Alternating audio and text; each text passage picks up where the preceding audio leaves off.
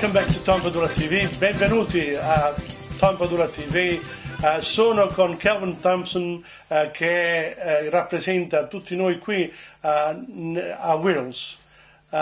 Siamo nella politica australiana, ritorniamo a lui fra un momento.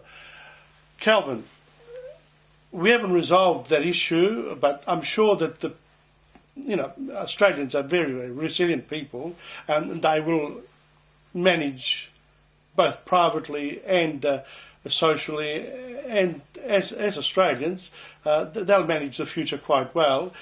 And there is a portion of the future that you have been,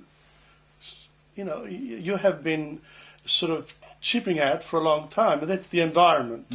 Now, I regard you as a guru of the environment because every creek in the area, every park in the area has been visited by Kelvin Thomson. He knows the electorate of Wales intimately from the point of view of not only what is there geographically, but also people themselves. You visit clubs, societies, forever out. Amazing.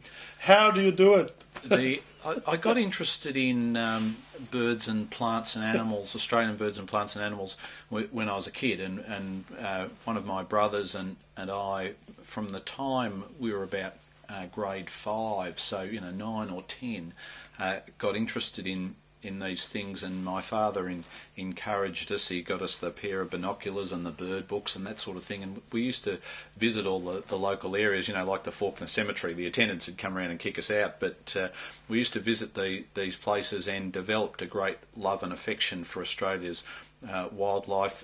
Our bird and plant and animal life is really unique, and I think it's a great thing of beauty, and from there I got interested in conservation and environment issues. And I remember some of your work which appeared in the local papers, yes, going up on the boards of the schools I taught at. Yes. Amazing. So we were interested in these things. We were interested in conservation and environment issues happening in different parts of Victoria or Australia.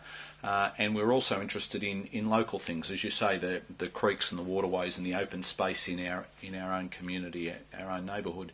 And it was really that got me interested in politics in the first place, because when you follow... So it was the bird's fault? Yeah. When you're following these issues through, you realise that it's governments, it's the political process, for better or for worse, that decides whether you get a good conservation outcome or a good environmental outcome. And you do need to spend some money on these local areas, really. And Labor's done pretty well, and so have the Liberals. I think we've got a much better... And the Greens, sorry. Yes, a much better appreciation of our urban environment than we used to have, and creeks and waterways are a classic example of this. If you go back 100 years, people regarded them as places of disease and so on, had their back fence and they'd throw the rubbish over the back and so on, whereas now they are regarded as great assets. They're wildlife corridors. You see the pathways down them, and I see now a lot of houses which are fronting onto the creeks rather than backing onto the creeks. If you go up to the area of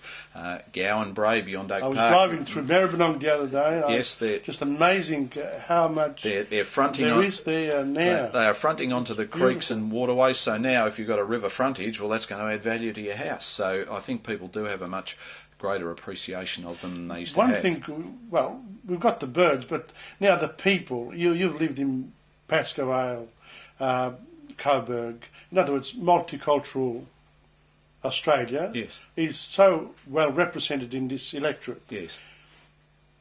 Do you speak other languages? No, I don't. Do you encourage the speaking of other languages? People have always said to me, look, you should learn some Italian or Greek or Turkish or Arabic, and I've no doubt that it would have been an asset to do that, but I haven't done it, and it's probably a bit late in the day for me to start now. What a pity. There are, and some of the other languages that I hear at the various functions that I go to are very beautiful languages. They're very easy on the ear and interesting to. Do you remember Coburg High Evening School, where languages were taught there at night in the 80s? Yeah. Well, and at the Princess Hill Adult Evening School. In other words, we had adults learning languages together a couple of times a week, using the day schools. Yeah. and with very little money by the government, really. But it was a meeting place of various cultures and people interested in at least communicating or learning other languages. And that died in the early 90s with economic rationalism. Yes. Could we revive it somehow? You reckon it's a good idea? Some communities have put in a fair bit of effort to trying to keep the language alive. For example, there's a very strong Greek community in Wills, and there's been this tradition of Greek Saturday schools where the youngsters would go along on Saturday mornings to various classes and maintain Greek language. We've got the Victorian School of Languages that teaches 44 languages. And other cultural traditions. It's an advantage for Australia if people do speak other languages, because of course in this globalised world we have this interaction. So if you've got other language skills, that can help us engage with Asia and with Europe and with Latin America and so on. Well, it's a resource. It's a bit like the minerals. Yes. You have to unearth the resource. For example, mentre ti parlo, cambio lingua, and I lose Kelvin. Yeah, that's true. So in other words, there is a bit of fear there that one lives, but if you get over the initial shock, bilingualism actually helps everybody.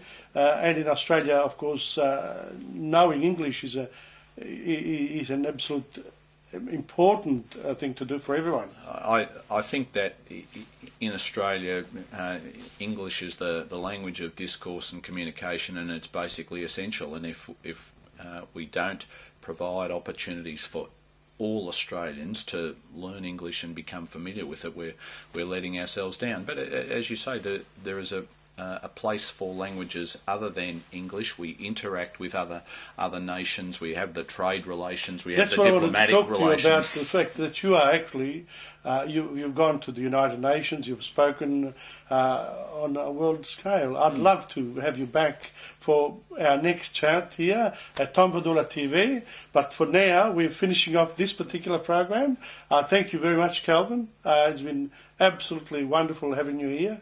It wasn't too bad, was it? No, great to see you again, Tom. Thank you very much.